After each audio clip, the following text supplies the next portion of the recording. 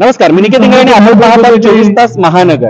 आज मीरा भाईंदर शहरामध्ये भाईंदर पूर्वेला सचिन तेंडुलकर मैदानामध्ये समर्थ प्रतिष्ठानच्या वतीने भव्य असे क्रिकेटचे सामने भरवण्यात आले। आता आपण आहोत याच मैदानामध्ये या संपूर्ण सामन्याचा आनंद घेत आहोत। मात्र समर्थ प्रतिष्ठानचे अध्यक्ष अनिल खानावडे आपल्यासोबत आहेत, आपण त्यांच्याकडून जाणून घ्या।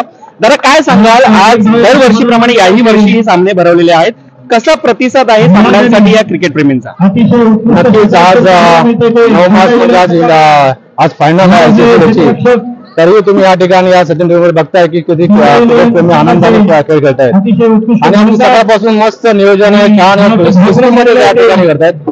आम्ही दरवर्षीप्रमाणे ह्या ठिकाणी आम्ही सामने करत असतो आणि त्याला छान प्रतिसाद मिळतो, कारण की आमचे जे समर्थकांचे सर्व जे शिलेदार आहेत, जे पदाधिकारी जे कार्यकर्ते अगदी मनापासून काम करत असतात, त्यामुळे नियोजन हे तंतोतंत असतं। त्यामुळे नियोजनामुळे जे खेळणारे जे प्रेमी असतात त्यांना खरंच या ठिकाणी आनंद लुटता येतो।